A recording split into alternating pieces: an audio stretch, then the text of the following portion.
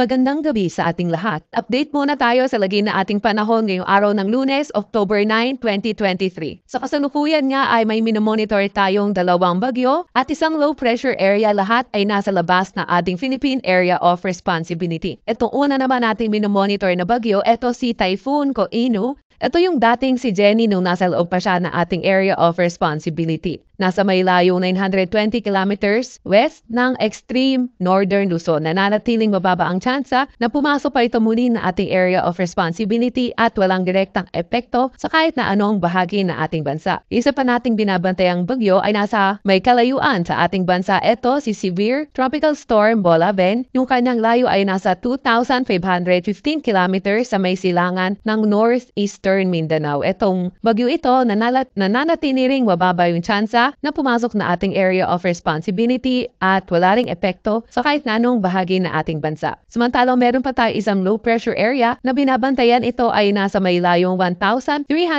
kilometers sa may silangan ng Eastern Visayas. Itong low pressure area na ito, kahit na mababa yung tsansa na maging bagyo in the next 24 to 48 hours, yung kanyang trough or yung kanyang extension ay nakaka-apekto dito sa may silangang bahagi ng Visayas at ng Mindanao area. Kaya inaasahan nga natin na magiging maulan, may makalat-kalat tayong pagulan, pagkidlat at pagkulog dito sa may Mindanao area, sa may Eastern Visayas, Central Visayas at sa may Bicol region. Kaya yung ating mga kababayan na noong mga nakaraang araw pa inuulan ay pinapayuhan natin na iba yung pag-iingat at maghanda dahil yung sa mga moderate to heavy rains, posible yung pagbaha at pagguho ng lupa. Para naman sa lagay ng panahon dito, sa may Metro Manila at sa nalalabing bahagi ng ating bansa, partly cloudy to cloudy skies tayo pero may mga tsansa pa rin tayo ng mga localized thunderstorms lalo na tuwing hapon at sa may gabi. Ito naman yung ating tinatawag na tropical cyclone threat potential. So itong yellow area na ito yung inaasahan natin na posibleng maging movement ng low pressure area na ating minomonitor. So nakita nga natin posibleng lumapit sa ating bansa yung low pressure area na ating minomonitor sa mga susunod na araw and posible rin na maging maulan sa ilang bahagi na ating bansa.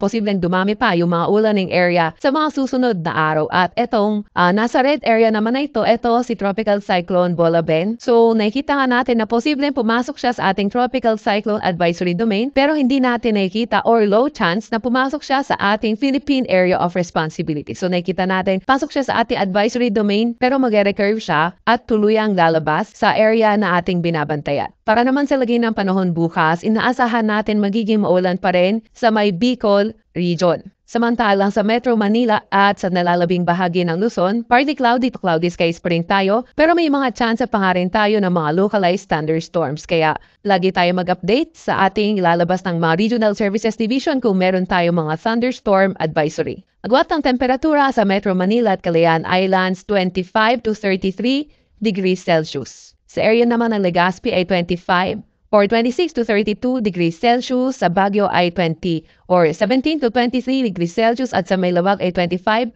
to 32 degrees Celsius.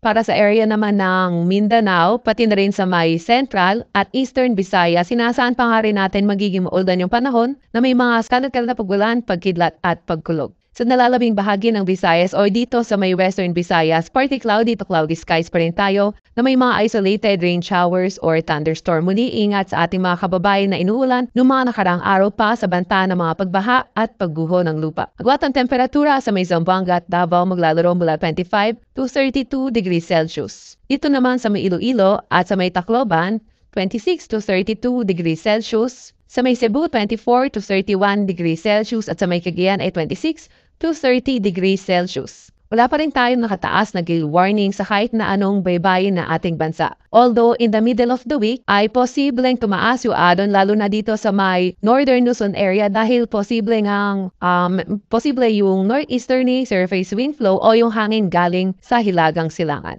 Para naman sa 3-day weather outlook natin sa mga pangunahing syudad, inaasahan natin dito sa Metro Manila area and Legazpi City, posible pa rin maging maulan Wednesday to Thursday. Pero sa Metro Manila naman and also sa Legazpi pagdating ng Friday, better weather condition yung ating inaasahan. Sa Baguio in the next 3 days, Partly cloudy to cloudy skies sa may mga isolated rain showers or thunderstorm yung asahan natin. Then sa Metro Cebu area, inaasahan natin magiging maulan pagdating ng Wednesday, pero improving weather pagdating ng Thursday and Friday. Sa Metro Davao naman, inaasahan nga natin sa susunod na 3 araw, so inaasahan nga natin bukas maulan sa Metro Davao, pero pagdating ng Wednesday hanggang Friday, better weather condition kung saan may mga chance lamang tayo ng mga localized thunderstorms. Agwat ang temperatura sa Metro Manila sa susunod na 3 araw maglalaro mula 24 to 32 degrees Celsius, sa Baguio naman ay 16 to 24 degrees Celsius, sa Legazpi 25 to 33 degrees Celsius, sa Metro Cebu ay 24 to 32 degrees Celsius at sa Metro Davao ay 24 to 33 degrees Celsius.